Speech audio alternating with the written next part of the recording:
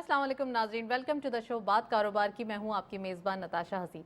नाज़रीन, आज वीक का आगाज़ है, पहला दिन है और मार्केट के अंदर एक पॉजिटिव सेंटिमेंट्स हैं, एक एंथुसियाज्म दिखाई दे रहा है। फाइनली मार्केट में इन्वेस्टर्स एंट्री ले रहे हैं। आज के दिन बाइंग अपॉर्चुनिटीज़ को काफ़ी ग्रैब किया गया है। अगर आप इंडेक्स के स्टैटिस्टिक्स को देखें तो सब अपवर्ड डायरेक्शन में दिखाई दे रहे हैं। आज के दिन 46,500 अबव का एक मार्केट के अंदर जस्टर प्रिवेल हुआ। साथ साथ नंबर्स भी अच्छे जनरेट हुए, 300 अबव पॉइंट्स का इजाफा देखा गया। और हम ये भी कह सकते हैं कि इन्वेस्टर्स की जो एक इंटरेस्ट है वो बहुत ज़्यादा बाइंग की तरफ देखा गया।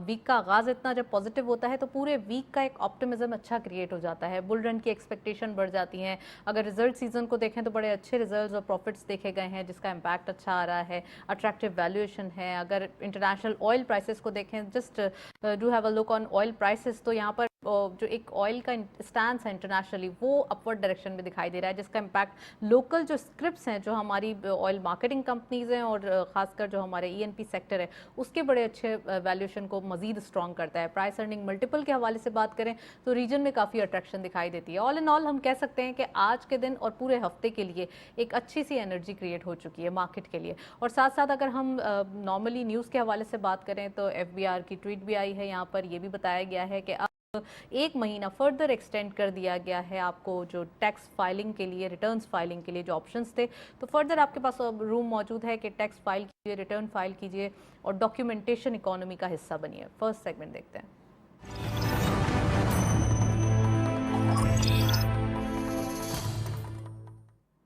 टॉपिक ऑफ द डे में आज हम बात करेंगे एसआईएफसी के हवाले से। लोकल इन्वेस्टर्स के लिए रूम क्रिएट किया गया है एसआईएफसी के अंदर, खासकर वो इन्वेस्टर्स जो काफ़ी शिकायतें कर रहे थे कि आप जो फॉरेन डायरेक्ट इन्वेस्टमेंट को फैसिलिटेट कर रहे हैं, बट जो लोकल इन्वेस्टर्स हैं जो चाहते हैं इन्वेस्टमेंट करना, उनकी फैसिलिटेशन कहाँ है। तो उनके लिए ये एक अच्छी चेंज आई है सामने और एक अच्छा इनिशिएटिव है कि अब वो भी आएँ, अच्छी इन्वेस्टमेंट करें, उनको भी फैसिलिटेट किया जाएगा, उनके लिए भी एक अपॉर्चुनिटी क्रिएट की जाएगी कि आप अपनी लोकल बिजनेस कैसे जनरेट कर सकते हैं।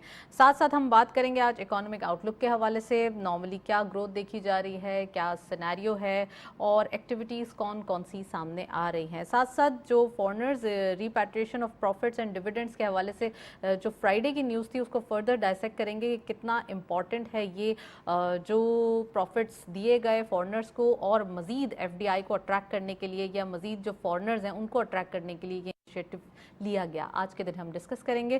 We have very exclusive panel. Mian Zahid साहब ने हमें ज्वाइन किया है। आप चेयरमैन हैं national business group of Pakistan के, उनको खुशामदीद कहते हैं। अस्सलाम वालेकुम sir, welcome to the show. और सईद शफीक साहब ने हमें ज्वाइन किया है। आप फॉर्मर प्रेसिडेंट हैं केसीसीआई के और साथ साथ बिजनेसमैन भी हैं, उनको भी खुशामदीद कहते हैं। अस्सलाम वालेकुम बोथ ऑफ यू।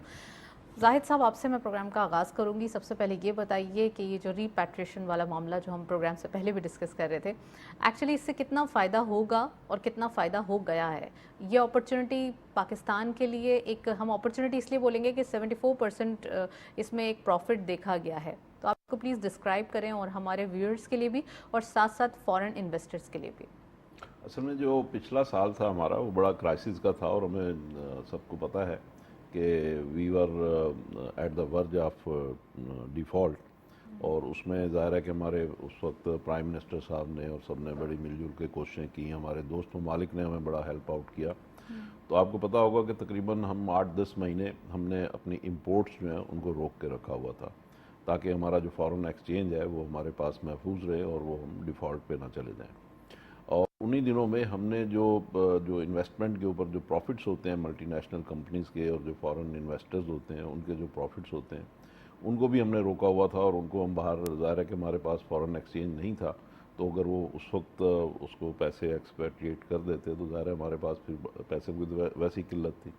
तो वो अब जब आईएमएफ का हमारा स्टैंड बाई अरेंजमेंट हो गया और हमें वहाँ से पैसे मिल गए और हम रेगुलराइजेशन की तरफ आ गए और नॉर्मलाइजेशन की तरफ आ गए, तो अब जैसे आपने देखा कि अभी हमने इंपोर्ट्स के ऊपर से भी पाबंदियाँ खासी कम की हैं और इसी तरीके से हमने अब चीज़ों को नॉर्मलाइज कर रहे हैं और उनके जो प्रॉफिट्स हमने यहाँ पे रोके हुए थे, डिविडेंड्स रोके हुए थे, तो उनको भी हमने, गवर्नमेंट ने अलाउ कर दिया कि जी ठीक है, आप अपने जो पैसे यहाँ पे एक्यूमुलेट हो गए थे वो आप ले जाएं, क्योंकि इससे ये होगा कि हमारे जो फॉरेन इन्वेस्टर्स हैं उनका जो कॉन्फिडेंस है, पे फर्क नहीं पड़ेगा। नहीं उसके ऊपर तो ज़ाहिर है कि दबाव आएगा और उसके ऊपर प्रेशर आएगा, लेकिन यह है कि अब आपने सारी चीज़ों को नॉर्मलाइज करना है। अब आप देखें ना, आपने इंपोर्ट के ऊपर भी खोल दिया है और इंपोर्ट भी अब पहले से बेहतर हो रही हैं। आपने जो स्मगलिंग थी उसको भी रोका है, जो पाकिस्तान में स्मगलिंग आ रही थी, चीज़ें स्मगलिंग के ज़रिए आ रही थी, उसको भी आपने रोका है। तो वो भी ज़ाहिर है कि उसमें वहाँ से अगर हमारे ज़ाहिर डॉलर ही जा रहे थे उसमें इनफॉर्मल इकॉनमी से, लेकिन यह है कि वो फॉर्मल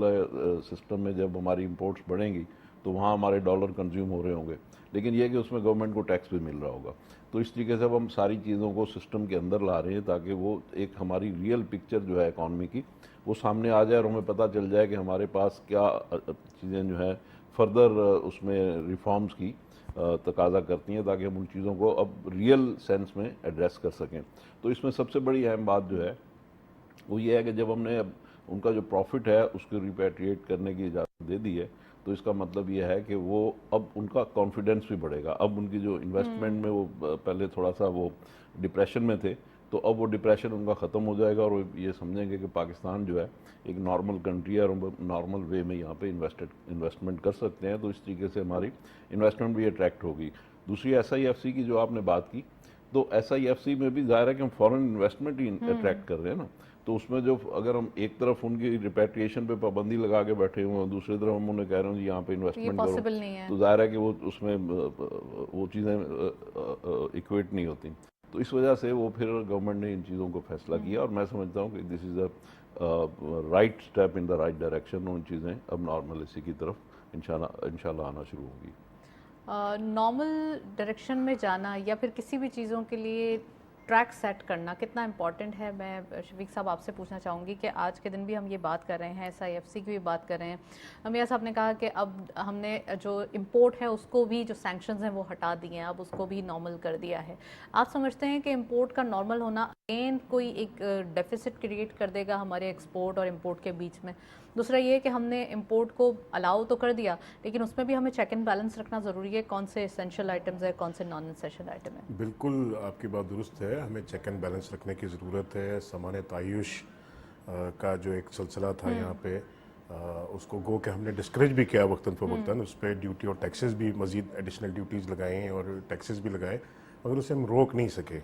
और इसके असरात हमारी सोसाइटी पर भी पड़ते हैं, माशरे पर भी पड़ते हैं, हमारे फॉरेन एक्सचेंज रिजर्व पर भी पड़ते हैं। अच्छा, दूसरी जो बात आपकी गुफ्तगू से भी सामने आई वो ये था कि फॉरेन इन्वेस्टमेंट की जो बात है, प्रेशर आपने कहा, बिल्कुल वही जवाब जो मेरे जहन में रहते हैं मेरे साहब ने पहले दिया। नंबर 2 पे बैठने का कभी कभी नुकसान ही होता है कि आपकी गुफ्तगू में जो नंबर 1 पे बैठ जाएगा, कोई मसला तो नहीं है। वो गुफ्तगू जो आपने करनी होती है वो आपका पहले वाला जो मेहमान होता है वो उसी गुफ्तगू पे, उसी पॉइंट पे बात कर बैठता है।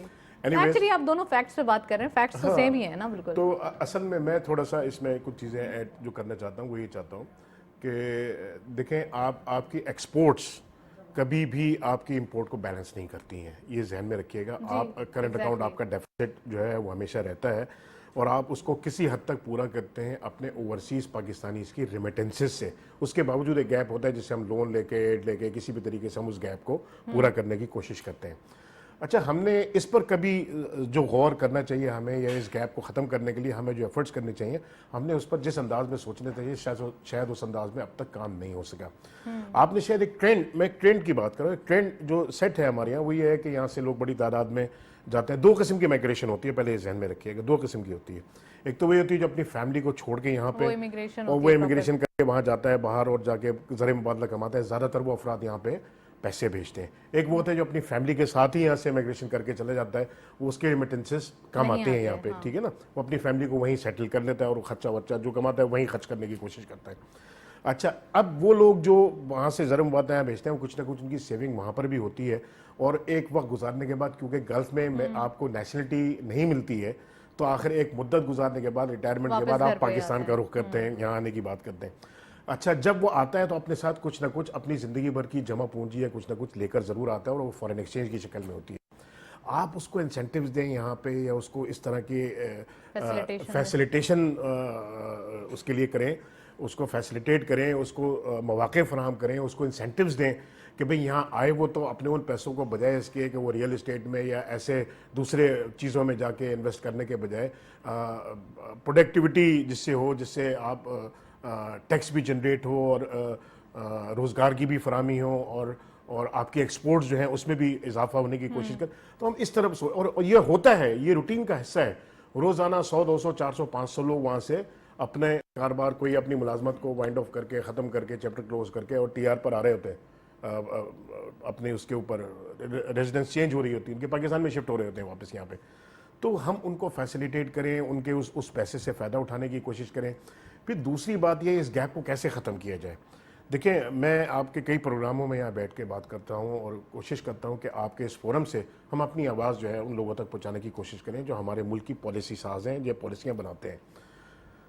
आप एक चीज़ ध्यान में रखें, आपको एक्सपोर्ट हमेशा उस वक्त सूट करती है जिसका रॉ मटेरियल आपके पास हो, क्योंकि दुनिया में आप एक्सपोर्ट करते हैं तो आपका कॉम्पिटिटिव होना बहुत ज़रूरी है। आप अपनी प्रोडक्ट एक्सपोर्ट करने जा रहे हैं ना, तो आपके पास सबसे बड़ा एडवांटेज ये होता है कि अगर उसका रॉ मटेरियल आपके पास है तो आप कॉम्पिटिटिव, आपको कोई बीट नहीं कर सकता। हम कहलाते एग्रीकल्चर कंट्री हैं, अनफॉर्चुनेटली कॉटन हमें सब टाइम इंपोर्ट करनी पड़ जाती है, जबकि आपके एक्सपोर्ट मोर देन 33-35%, 40% आपकी बेस करती है आपकी एक्सपोर्ट्स कॉटन के ऊपर या कॉटन प्रोडक्ट्स के ऊपर। हमको अपने मिल चलाने के लिए जनाब कॉटन की बेल्स बाजू का रिपोर्ट करनी पड़ जाती हैं। हमने इस पे रिसर्च में काम नहीं किया, हमने इसके सीड्स पे काम नहीं किया, हमने ईल्ड जो इसकी आती है उस पर काम नहीं किया। फरसूदा तरीक़ाकार आज भी हमारे यहाँ राइज हैं, हमने कभी इसके प्रोडक्शन बढ़ाने की कोशिश नहीं करी।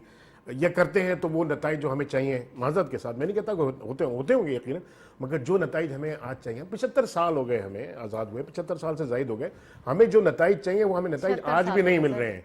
76 साल हो गए, 76 साल हो गए, हमें नताइज नहीं मिल रहे हैं आज भी। तो हम अगर नताइज को हासिल करने चाहें तो इंशाल्लाह ताला हम अपने टारगेट अचीव कर सकते हैं। हमारे आसपास का माहौल, लोग आगे निकल गए हमसे, लोग हमसे आगे निकल गए, हम क्यों पीछे रह गए, तो हमें इन वजूहात पर सोचना है। सईद शफीक साहब ने काफ़ी डिटेल बताई चीज़ें, लेकिन सॉल्यूशंस नहीं दिए। अब मियां जाहिद साहब, ये जिम्मेदारी आपके ऊपर आती है कि आप जो है इसके सॉल्यूशंस भी बताएं। एक इन्होंने सवाल किया कि इंपोर्ट और एक्सपोर्ट का गैप हमेशा बढ़ता हुआ दिखाई दे रहा है, इसको कैसे कम किया जाए। ऑब्वियसली यस, मेरे मुताबिक एक्सपोर्ट को बढ़ा दिया जाए। चलें, अगर आप इंपोर्ट कम नहीं करते किसी ना किसी तरीके से एक्सपोर्ट को बढ़ा दिया जाए। दूसरा इन्होंने क्वेश्चन रेस किया, वो ये जवाब देंगे ना। दूसरा जो इन्होंने क्वेश्चन रेस किया वो ये कि हमारे पास हमेशा वो एक्सपोर्ट करनी चाहिए जिसका रॉ मटेरियल हमारे पास हो। तो बहुत सारे ऐसे कंट्रीज़ हैं जिनके पास रॉ मटेरियल अवेलेबल नहीं है, they are exporting very well. हमारे सामने एग्जांपल्स मौजूद हैं। ये दो सवालों के आप जवाब दीजिए। जी देखिए, बात ये है कि जहाँ तक तो एक्सपोर्ट का ताल्लुक है, तो एक्सपोर्ट में आप बहुत सारी चीज़ों की वैल्यूएशन कर रहे होते हैं। आपके यहाँ रॉ मटेरियल अगर हो और आप उसको प्रोड्यूस करके बाहर भेजें तो बड़ी अच्छी बात है, लेकिन अगर रॉ मटेरियल आपके पास ना हो और रॉ मटेरियल आप इंपोर्ट करें तो उसमें भी आप वैल्यू एडिशन करके, और दुनिया के सारे ममालिक ऐसे ही करते हैं कि उसको वैल्यू ऐड करके फिर आगे री एक्सपोर्ट कर देते हैं। तो हमारे यहाँ पाकिस्तान में भी, जैसे भी फॉर एग्जांपल सईद साहब ने भी कॉटन की बात की, तो कॉटन बदकिस्मती से हमारा पिछले 4-5 साल से जितने भी टारगेट्स थे वो सारे फेल हो रहे थे, और वो हम पिछले साल तकरीबन हमने 5 मिलियन बेल का हमने प्रोड्यूस किया, और हमने कोई 2 अरब डॉलर की फ्लड की नजर हो गया, और 2 अरब नहीं, उससे पहले भी कोई हम अच्छा परफॉर्म नहीं कर रहे थे, वो उससे पहले भी कोई यही 5-6 की विसिनिटी में हम थे। तो पिछले साल तो हमने 2 अरब डॉलर की कॉटन इंपोर्ट की थी। अब इस साल माशाल्लाह कोई 12 मिलियन डॉलर की हमारी 12 मिलियन बेल्स जो है वो इस साल हमारी प्रोड्यूस हो रही हैं। तो इस साल शायद हमें बाहर से इतनी ज़्यादा कॉटन ना मंगानी पड़े, या शायद बिल्कुल ही ना मंगानी पड़े। गौर एजाज साहब लास्ट वीक आए थे तो उनसे हमारी बातचीत हुई थी इस सिलसिले में, तो उन्होंने कहा था कि इस साल शायद हमें कॉटन इंपोर्ट नहीं करनी पड़ेगी। मैं समझता हूँ कि ये एक अच्छी बात है कि अगर इस तरीके से हो जाए तो बहरहाल वो हमारी 2 अरब डॉलर की हमने इंपोर्ट की वो बचेगी। दूसरी बात ये कि हम एग्रीकल्चर कंट्री हैं जैसे सईद भाई ने कहा, लेकिन हम 17 अरब डॉलर के एग्रीकल्चर आइटम इंपोर्ट करते हैं। तो हमें इंपोर्ट सब्सिट्यूट हम कर सकते हैं। जो आपने कहा ना कि हम इसको जो डिफरेंस है, जो गैप है, उसको कैसे हम कम कर सकते हैं, तो वो मैं आपको जवाब दे रहा हूँ कि हम इंपोर्ट सब्सिट्यूशन जो है उस पर भी हम जा सकते हैं। देखिए, एक तो एक्सपोर्ट बढ़ाना तो हमारी मजबूरी है और नागुज़ीर है कि एक्सपोर्ट तो उसका जो फर्स्ट आंसर है कि अगर आपने अपनी इनकम बढ़ानी है तो आपने अपनी एक्सपोर्ट बढ़ानी है। तो लेकिन एट द सेम टाइम आप अपनी इंपोर्ट को भी सब्सिट्यूट कर सकते हैं। जैसे मैं पहले भी कई दफ़ा कह चुका हूँ कि हम तकरीबन 24 अरब डॉलर की एनर्जी इंपोर्ट करते हैं। तो उसमें अगर हम सोलर के ऊपर बहुत तेज़ी से अगर हम जाना शुरू करें, जैसे इंडिया में इस वक्त 16% उनका जो बास्केट है एनर्जी की, उसमें शेयर सोलर का है। हमारे यहाँ सिर्फ 1.16% है। तो हम अगर सोलर के ऊपर शिफ्ट करते हैं, हम 16% पे भी चले जाते हैं, तो इसका मतलब ये हुआ कि हमारी 4-5 बिलियन डॉलर की हमारी इंपोर्ट एनर्जी की सब्सिट्यूट हो सकती है। इसी तरीके से फिर विंड है, इसी तरीके से और चीज़ें हैं, इसी तरीके से एग्रीकल्चर की जैसे हम मिसाल दें, हमारे यहाँ पहले 200 अरब, 300 अरब, 400 अरब रुपए के पैकेज दिए जाते हैं किसानों को। इस साल गवर्नमेंट ने जो दिए हैं वो 2000 अरब रुपए का इनको इंसेंटिव दिया है किसानों को। तो ज़राअत की इम्प्रूवमेंट के लिए मैं समझता हूँ कि 17 अरब डॉलर का मतलब यह है कि तकरीबन 5,000 अरब रुपए की चीज़ें हम इंपोर्ट करते हैं, यानी वो भी 5,000 अरब रुपए जो हैं हम बैरून मुल्क किसानों में बांट रहे होते हैं इससे इंस्टेड ऑफ बेहतर अपने अपने किसानों को को। देते हैं। तो अपने हाँ। किसानों को दें तो वो, लेकिन उसमें एक शर्त भी है ना कि वो पैसे लोग खा ना जाए। उसके लिए यह है कि उसकी स्ट्रक्चरिंग होने की ज़रूरत है ताकि हम कॉर्पोरेट फार्मिंग की तरफ जाएं। जैसे ही हम उसमें इन्वेस्टमेंट करते चले जाएंगे, यानी वो पैसे ज़ाया नहीं होंगे, कि वो इन्वेस्टमेंट होगी। उसको जब हम इन्वेस्ट करेंगे तो उससे हमारी प्रोडक्शन जो है एग्रीकल्चर प्रोड्यूस बढ़ेगी और इंपोर्ट हमारी सब्सटीट्यूट होगी। फॉर एग्जांपल आप देखिए, हम 4-4.5 अरब डॉलर का तो पाम ऑयल इंपोर्ट करते हैं और 1 अरब डॉलर की हम चाय इंपोर्ट करते हैं। तो इन चीज़ों को हमें सब्सटीट्यूट करने की ज़रूरत है। चाय यहाँ बनाए, इसी तरीके से हम जो कैनोला और इस तरह के दूसरे बीज जो हैं उनके हमारे ऊपर पास काम और भी करें। बहुत सब्स्टिट्यूट्स हैं, पाम आप ऑयल, सही बोल रहे हैं। हाँ, तो पाम ऑयल को हम सब्सटीट्यूट करें।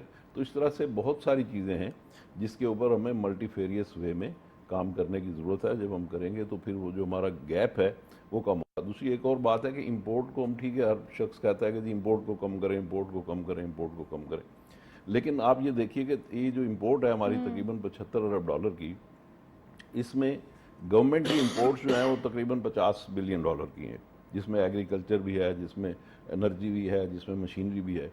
25 अरब डॉलर की जो हमारी इंपोर्ट्स हैं वो प्राइवेट सेक्टर में हैं। तो 25 अरब डॉलर का मतलब यह है कि तकरीबन 7,000 अरब रुपए की जो इंपोर्ट्स हैं वो प्राइवेट सेक्टर में है। तो वो अगर प्राइवेट सेक्टर में वो चीज़ें आती हैं तो लोगों को उससे रोज़गार मिलता है। तो अगर आप एकदम वो चीज़ें बंद कर देते हैं तो लोगों का रोज़गार चलता है और आपका जीडीपी जो है वो डाउन होता है। जैसे एक ज़माने में कहा जाता है कि जी हमारे दौर में हमारे सारे सिग्नल बड़े ऊंचे जा रहे थे, कोई ऊंचे ऊंचे नहीं जा रहे थे। उनकी जो उन्होंने इंपोर्ट बढ़ाई थी और इंपोर्ट बढ़ाने के नतीजे में उनका जो जो जो जीडीपी है वो 6% पे जंप कर गया था। तो इसी तरीके से अगर अभी भी इन्होंने इंपोर्ट रोकी हुई है तो उसी की वजह से इनका जो जीडीपी है वो 2% पे आ रहा है। लेकिन अगर ये इंपोर्ट को खोल देंगे तो इनका जीडीपी भी इंक्रीज कर जाएगा। तो कहने का मतलब ये है कि लोगों का रोज़गार भी उससे वाबस्ता होता है। तो इसलिए वो चीज़ें आने दें, इंपोर्ट सब्सटीट्यूट करें और फिर ये कि लोगों को एक हेल्दी बिजनेस एनवायरनमेंट प्रोवाइड करें। जैसे अभी SIFC पे की हम बात कर रहे हैं, तो SIFC एक ऐसी चीज़ है कि इससे जो जनरल साहब ने बात की थी, 100 अरब डॉलर की इन्वेस्टमेंट बिल्कुल आ सकती है और ये बिल्कुल ब्रांड न्यू एक किस्म की चीज़ होगी। और ये जो पाकिस्तान में इस वक्त जो हमारे प्रॉब्लम्स हैं, जो लोगों के साथ हमारी शॉर्ट कमिंग्स हैं, वो इंशाल्लाह इसमें नहीं होंगी और इसमें जदीद ज़राए से हमारी ज़राअत भी होगी, इसमें माइनिंग भी होगी, इसमें सारी चीज़ें। तो वो जो 76 साल वाला कॉन्सेप्ट है वो खत्म हो जाएगा कि हम इतने पुराने अरसे से अभी तक सीख नहीं पाए, तो ये मेरे ख्याल में दोनों चीज़ों का जवाब हो जाएगा। इन्वेस्टमेंट आएगी ना जी, तो उसके साथ फॉरेन टेक्नोलॉजी भी आएगी, उसके साथ फॉरेन एक्सपर्टाइज भी आएगी और उसी को फिर हम अपने सिस्टम में भी रेप्लिकेट कर सकेंगे। और इतना अच्छा अमाउंट, इतना अच्छा बड़ा चंक जब आपकी इकोनॉमी के अंदर इंजेक्ट होगा तो आप क्या समझते हैं कितनी इंप्लॉयमेंट जनरेट होगी? और खासकर ये जो लोकल इन्वेस्टर्स के लिए भी अपॉर्चुनिटी है, ये भी कितनी इंपॉर्टेंट है, ये भी कितना एम्प्लॉयमेंट जनरेट करेगी? मैं समझता हूँ जी कि इसमें लाखों की तादाद में एम्प्लॉयमेंट जनरेट होंगी, इसलिए कि जो बड़े एक्सपर्ट्स जो हैं वो तो चंद एक आएंगे, 200, 400, 500, 1000 लोग आ जाएंगे, लेकिन ये बाकी लोग तो यहीं के लोगों ने काम करना है ना, एग्रीकल्चर की हो, माइंस हो, मिनरल्स हो, हमारे सारे हमारे अपने लोगों ने काम करना है। इसी तरीके से IT हो, IT में हमारे ही सारे बच्चे बच्चियों ने काम करना है। तो सारी मैन पावर जो है वो तो हमारी ही एंगेज होगी। तो ये एक बहुत अच्छी चीज़ है। अब बात यही है कि उसमें मैं ये देखता हूँ कि जिसमें उन्होंने अब लोकल इन्वेस्टर्स को भी SIFC में इंक्लूड कर लिया है उन्होंने। तो ज़ाहिर है कि असल में लोकल इन्वेस्टमेंट क्या है? लोकल इन्वेस्टर मैं हूँ, सईद भाई हैं, हमारे दूसरे लोग हैं। तो जब हम लोग आगे किसी चीज़ में इन्वेस्ट करते हैं तो जो फॉरेन इन्वेस्टर है सबसे पहले वो ये देखता है कि भाई आपके जो लोकल लोग हैं वो आपकी पॉलिसीज़ पे कितना ट्रस्ट कर रहे हैं, कितना डिपेंड कर रहे हैं, और आप अपनी जो भी आइडियाज़ हैं वो अपने जो लोकल इन्वेस्टर हैं उनको सेल करने में कामयाब हैं या नहीं है। तो अगर आपका लोकल इन्वेस्टर जो है वो चीज़ें आपकी सवालों कर रहा है और उसमें इन्वेस्ट कर रहा है तो ये कॉन्फिडेंस होता है। तो इसको देख के फिर जॉइंट वेंचर्स भी होते हैं और इंडिपेंडेंट इन्वेस्टमेंट भी आती है। मैं ये समझता हूँ कि ये एक बहुत बड़ी अच्छी बात है, बहुत बड़ी अचीवमेंट है और गवर्नमेंट को चाहिए कि लोकल इन्वेस्टर को भी प्रमोट करे ताकि हम लोग जो हैं फिर वो हमारे जो फॉरेन जो हमारे कोलैबोरेटर्स हैं उनको हम जॉइंट वेंचर्स के ज़रिए पाकिस्तान में मज़ीद इन्वेस्टमेंट पे हम राग़िब कर सकेंगे। राइट। मैं सईद शफीक साहब से पूछूंगी, सर ये बताइए कि मियाँ साहब ने एक डिटेल्ड आंसर दिया है और आई होप के सारे जो हमारे एक इफ्स एंड बट्स थे वो क्लियर हो गए। लेकिन एक चीज़ और भी है, वो मैं थोड़ा सा टॉपिक से हट के भी पूछूंगी कि एफबीआर ने अभी 1 महीना एक्सटेंड कर दिया है ताकि आप रिटर्न फाइलिंग कर सकें आराम से, आपको कोई जल्दी नहीं है। पहले हो रहा था ना कि हमें बहुत जल्दी है, कोई आईआरएस सिस्टम है वो नहीं चल रहा, कभी कभार कोई उनके ऑप्शंस नहीं चल रहे, तो आप अब आपके पास 1 महीना और है, आप क्या एडवाइस करेंगे लोगों को? और ख़ासकर एक और ऑप्शन लिया गया है इस बार के एग्रीकल्चर सेक्टर को भी टैक्स की जो अम्ब्रेला है उसके अंदर इन किया गया है। ये कितना ज़्यादा इम्पॉर्टेंट था, हमेशा से इम्पॉर्टेंट था टैक्स टारगेट्स अप करने के लिए, अब जो कि एग्रीकल्चर सेक्टर जिसके लिए सभी डिमांड करते हुए दिखाई देते, तमाम बिजनेस कम्युनिटी कहती थी कि आप उस सेक्टर को लें, सर्विसेज सेक्टर को, खासकर एग्रीकल्चर सेक्टर को, तो अब आप क्या समझते हैं टैक्स टारगेट्स कंप्लीट होंगे और जो ये डायरेक्ट और इनडायरेक्ट टैक्सेशन की एक बड़ी ही बाइफर्केशन थी वो क्लियर होगी? देखिए हमेशा से ये तो इशू है, और क्योंकि हम तो हमेशा ये कहते थे कि हर वो इनकम जो काबिल टैक्स है, हाँ वो एग्रीकल्चर से हो या किसी और ज़रिए से हो, उसको टैक्स अदा करना चाहिए। दुनिया के दीगर ममालिक जहाँ पे कोई भी आदमी काम करता है, जॉब करता है, बिजनेस करता है, उसकी टैक्स रिटर्न फाइल होती है और उसके बाद उसको इंसेंटिव्स भी मिलते हैं उसके। कोई 60 साल की उम्र को पहुंच जाता है तो सरकारी मुलाजमीन को पेंशन मिलती है और तमाम फ़वाइद मिलते हैं। बाकी उसके बाद एक जो सारी ज़िंदगी टैक्स पे करता है उसे क्या मिलता है रिटायरमेंट के बाद? मैं 60 साल को पहुंच जाऊंगा, मैं अगर टैक्स पे कर रहा हूं तो मुझे क्या मिलेगा? मुझे तो कुछ भी नहीं मिलेगा। तो वहाँ उसको इंसेंटिव्स मिलते हैं कि 60 साल के बाद गवर्नमेंट उसको पे करती है कि यार ये अपने गुजारा अलाउंस जिसे कहते हैं उसको वहाँ मिलता है वो, कि आप अगर कुछ नहीं कर रहे हैं तो आप किसी पर बोझ बनने के बजाय बेहतर है कि गवर्नमेंट आपको सपोर्ट करे, और ये सारी ज़िंदगी आपने मुल्क और कौम की खिदमत की है टैक्स की शक्ल में, अभी आपको पैसे हम रिटर्न कर रहे हैं इस अंदाज में। तो ये एक तरीक़ेकार है और इसको हमारे यहाँ भी राइज होना चाहिए। ये उस वक्त होगा जब सब लोग इस अंदाज में सोचेंगे और टैक्स को अपनी जिम्मेदारी समझेंगे और इसको, मगर अनफॉर्चुनेटली क्योंकि हमारी का कल्चर सोसाइटी पे भी बहुत सारी बातें डिपेंड करती हैं। लोग ये समझते हैं कि मैं एक दफ़ा अगर नेट में आ गया तो बस मैं किसी के कंट्रोल में आ गया और मेरी गर्दन जो है ना वो किसी के हाथ में चली गई। ऐसा है, ऐसा होता है, ऐसा है और ये भी एक तरीका है। दूसरा जो सोचने का अंदाज है वो ये है, आप जो आसपास के सराउंडिंग के अपने आसपास का माहौल देखते हैं, टूटी हुई सड़कें देखते हैं, जो आपको बेसिक नेसेसिटीज़ हैं वो नहीं मिलती हैं, ट्रांसपोर्ट नहीं मिलती है, हेल्थ नहीं मिलती है, एजुकेशन नहीं मिलती है, तो एक अंदर ये जज्बा पैदा होता है टैक्स मैं देता हूँ और मुझे उसके फवायद या इंसेंटिव्स जो मिलने चाहिए मुझे नहीं मिलते, तो अंदर एक जज्बा वो पैदा होता है कि मैं टैक्स क्यों दूं। 1 in 1000% की आप बात कर रहे हैं जो टैक्स देते हैं और जो जिसको तकलीफ होती होगी, अदरवाइज बहुत सारे लोग तो टैक्स ही नहीं देते। नहीं तो हमारा खुद हम पैरेलल सिस्टम चला रहे हैं ना, मियां साहब मेरे से एग्री करेंगे, हम पैरेलल सिस्टम चला रहे हैं, फाइलर नॉन फाइलर, फाइलर के लिए है, नॉन फाइलर के लिए ये। अरे भाई ऐसा क्यों है?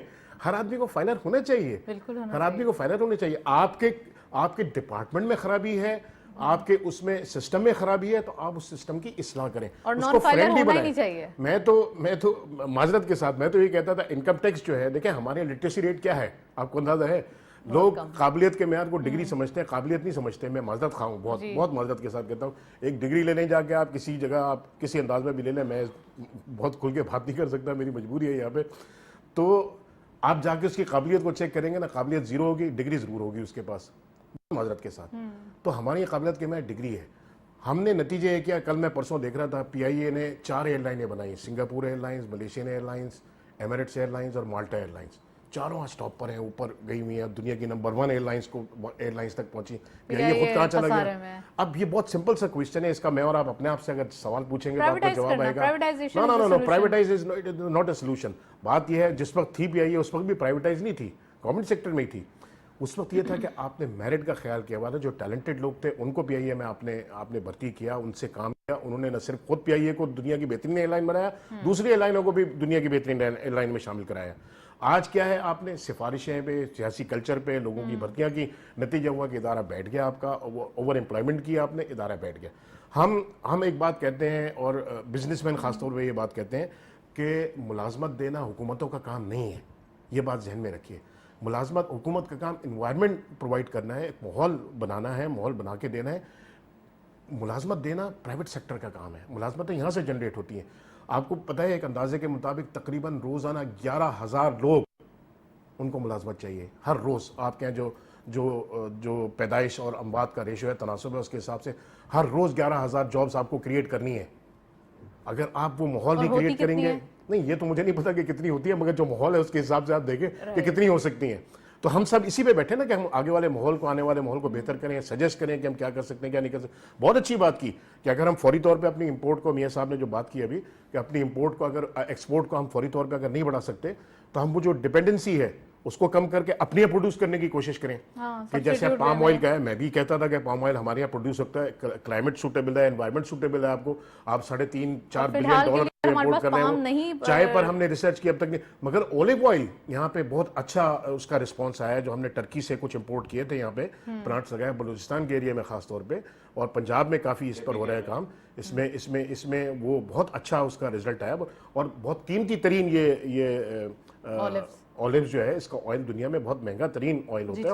और ऑलिव खुद आप चाहे ऑयल उसका एक्सट्रैक्ट करके ऑयल आप एक्सपोर्ट करें उसका, या ऑलिव डायरेक्ट आप एक्सपोर्ट करें, एक बेहतरीन प्रोडक्ट है। बिलियंस ऑफ रुपीस और बिलियंस ऑफ डॉलर्स आप उससे कमा सकते हैं। डायरेक्ट ना करें, किसी भी चीज पे डायरेक्ट आ जाते, फिर हम यही कह रहे होते हैं कि वैल्यू एडिशन नहीं। देखे ना, मैंने खुद अपनी आंखों से कॉटन की बेल एक्सपोर्ट होते हुए देखी है एक जमाने में यहाँ से। मियाँ साहब भी गवाह होंगे इसके।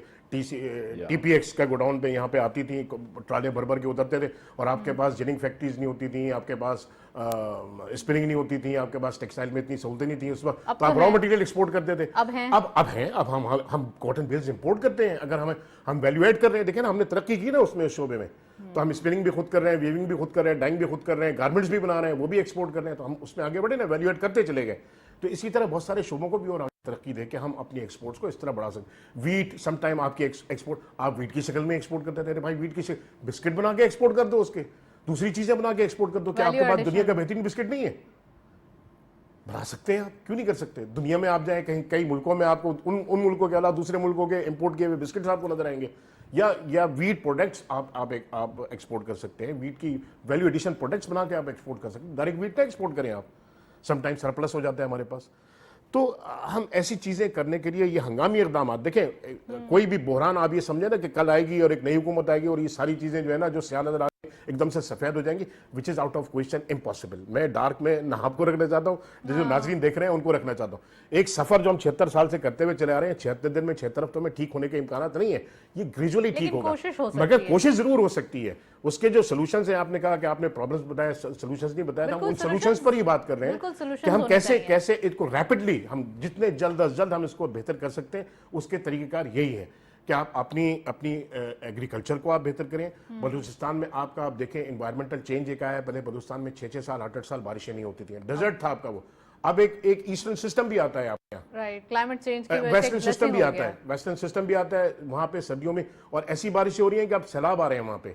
तो आपको अब डैम की जरूरत है। वहाँ पे डैम आप बनाएंगे, वो लाखों करोड़ों एकड़ लैंड आपकी फर्टाइल लैंड है, उस पर एग्रीकल्चर हो सकता है। चाकी में मेरे एक दोस्त हैं जो वहाँ पे उन्होंने कॉटन ग्रो की, वो कहते हैं इतनी अच्छी, उसका स्टेपल इतना अच्छा है कि आप इजिप्शियन से उसका मुकाबला कर सकते हैं, और उसमें अभी तक वहाँ पे कोई वायरस नहीं है, आपको किसी पेस्टिसाइड लगाने की जरूरत नहीं है। इतनी अच्छी क्रॉप वहाँ पे आ रही है बलूचिस्तान में। और तो आप जब ये करेंगे तो इससे क्या होगा, इसके नतीजे आने शुरू होंगे, रोजगार लोगों को मिलेगा। जब आप रॉ मटेरियल प्रोड्यूस करेंगे तो उससे इंडस्ट्रीज बढ़ेगी, लोगों को रोजगार मिलेगा, आपका एक्सपोर्ट बढ़ना शुरू होगा, और आपके इंपोर्ट पर बोझ कम आना शुरू होगा, आप खुशहाली की तरफ बढ़ेंगे। आपका रुपया जो है उस पर प्रेशर कम आएगा, उस पर प्रेशर कम होगा, महंगाई की शरह कम होगी। ये वो सारी बातें हैं जो अब तो इसका तो एक कोई लिमिट ही नहीं, आप सुबह से शाम करते हैं, खत्म नहीं होगी। राइट, बड़ी अच्छी बातें हैं और बहुत अच्छे पॉइंट्स भी हैं।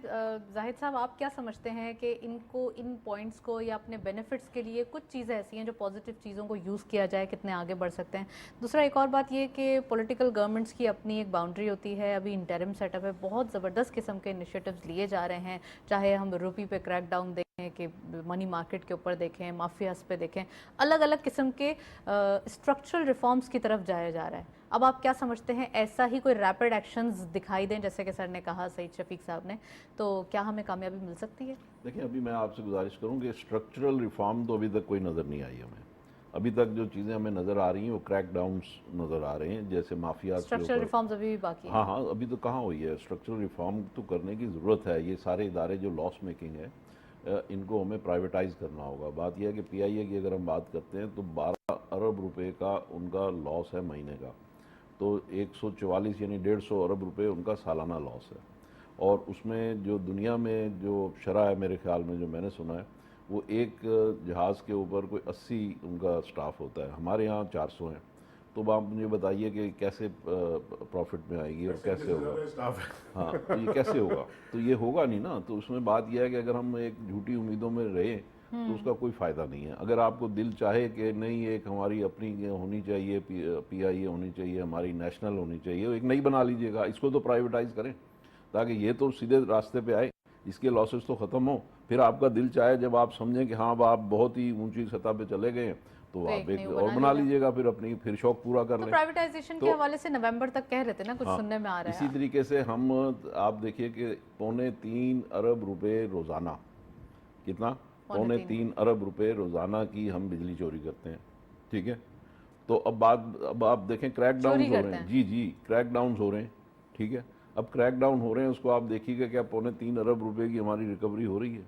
क्या बिजली चोरी रुक गई है? मैं सब सॉरी टू इंटरप्ट यू, वो लाइन लॉसेस में और उसमें मैं और आप ही पे कर रहे होते हैं। वो चोरी जरूर हो रही है, मगर वो उनके ऊपर बर्डन नहीं जाता सर, वो हमारे और आपकी जेब से निकल जाता है। उसके बावजूद 1000 अरब रुपए बिजली के लॉसेज हैं।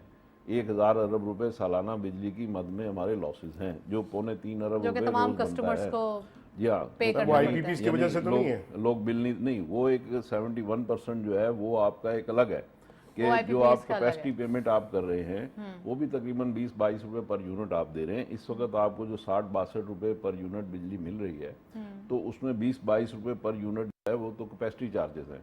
और कैपेसिटी चार्जेस का भी एक सोल्यूशन है। देखें, दुनिया के हर मुल्क में जहाँ इस तरह के 4 सीजन होते हैं, तो उनका जो एक्सट्रीम सीजन होता है उस हिसाब से वो बिजली के कारखाने लगाते हैं, ठीक है।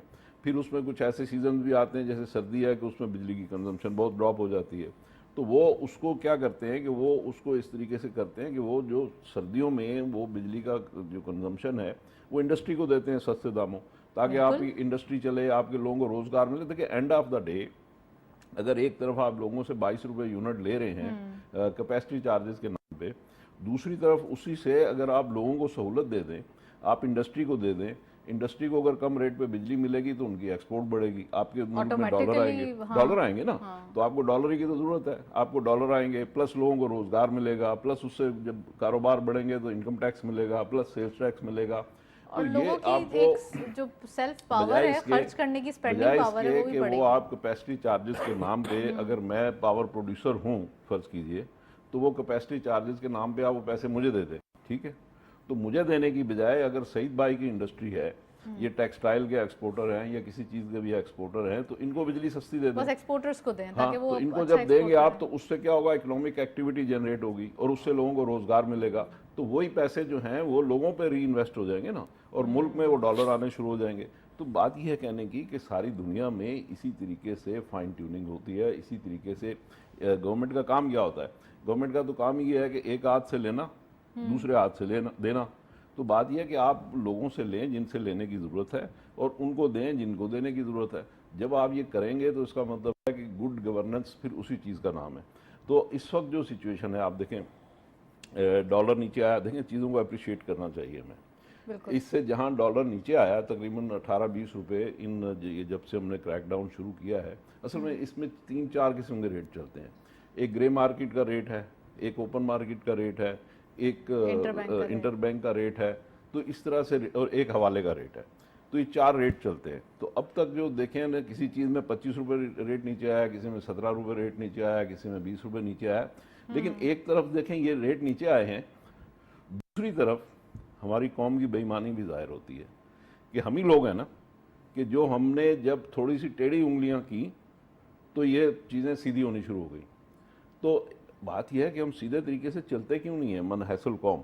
तो हमें ये चीज़ें ठीक करने की भी तो ज़रूरत है ना। अच्छा, ये सब कहते हैं कि करप्शन हो रही है, corruption, each and every person is doing corruption. आप छोटे से छोटा एक दुकानदार उठा के देख लें या बड़े से बड़ा इंडस्ट्रियल, मैं ये नहीं बोल रही किसी पे स्पेसिफिकली इल्ज़ाम नहीं लगाया जा रहा, लेकिन इस चीज़ को हमें सही होना होगा। लोगों में तमा है ना। मिसाल के तौर पे आप बहुत अच्छा बिजनेस कर रही हैं, आप बहुत अच्छा कमा रही हैं, मैं नहीं कर रहा, तो मैं आपको देखता हूँ कि भाई मुझे भी ऐसे ही करना चाहिए, तो मुझे भी किसी जायज़ नाजायज़ तरीके से बस पैसे चाहिए, और ताकि मैं भी किसी तरीके से, एक तो अब इस वक्त बात यह ना, देखें अब बात यह है कि 40% हमारी आबादी जो है वो खते गुर्बत से नीचे चली गई है बिकॉज ऑफ दिस महंगाई। तो अब बात यह है कि हमें जो गरीब लोग हैं उन्हें अपलिफ्ट भी करना है, तो उन्हें अपलिफ्ट करने का एक तरीका तो यह है कि आप उन्हें बेनज़ीर इनकम सपोर्ट प्रोग्राम से पैसे देना शुरू कर दें, सही है ना। लेकिन दूसरा तरीका यह है कि आप उनको रोज़गार प्रोवाइड करें। तो आप वही रकम जो इस तरीके से आप देते हैं, तो आप उससे रोज़गार क्यों नहीं डेवलप करते, लोगों को रोज़गार दें। तो उससे जो इस वक्त आपके जो खते गुर्बत से नीचे 8-10 करोड़ के करीब लोग चले गए हैं, उनमें से 1-2 करोड़ लोग तो ऐसे होंगे कि जो कोई काम नहीं कर सकते, ओवर एज हैं, बीमार हैं, बेवा है, यतीम हैं, छोटे हैं, तो इस तरह के लोग जो हैं वो कोई काम नहीं कर सकते। ठीक है। तो उनकी तो आप शायद कैपेसिटी बिल्डिंग नहीं कर सकते, लेकिन उसके अलावा जो 8 करोड़ लोग हैं उनकी आप कैपेसिटी बिल्डिंग कर सकते हैं। उन्हें आप अच्छा रोज़गार सिखा सकते हैं, उन्हें आप हुनर दे सकते हैं, उन्हें आप रोज़गार प्रोवाइड, यानी आप मिलों में अगर रोज़गार प्रोवाइड करेंगे, खेतों में रोज़गार प्रोवाइड करेंगे, दुकानों पे आप रोज़गार प्रोवाइड करेंगे, ऑटोमेटिकली खुशहाली आएगी। और फीमेल को अगर आप एम्पावर करेंगे तो एक फीमेल जो है वो भी 10-15-20 लोगों को एम्प्लॉय कर सकती है ना। अगर वो पढ़ी लिखी है, वो डिज़ाइनर है, वो बुटीक चला सकती है, वो केक बना सकती है। आजकल हम देखते हैं हमारी बच्चियां जो हैं वो, उनको ज़रूरत नहीं है इवन देन वो केक बना बना के बेच रही हैं और वो महीने में 5-10 लाख रुपए आसानी से कमा लेती हैं। तो वो बच्चियां जो है उन्होंने 10-10 आगे से लोगों को एम्प्लॉय कर लिया है। तो इस तरीके से मेरा कहने का मतलब यह है कि अगर हम लोगों को एम्पावर करेंगे तो उसके नतीजे में लोगों को रोज़गार मिलेगा और हर बंदा जो है वो दूसरे 10 लोगों को रोज़गार प्रोवाइड कर रहा होगा।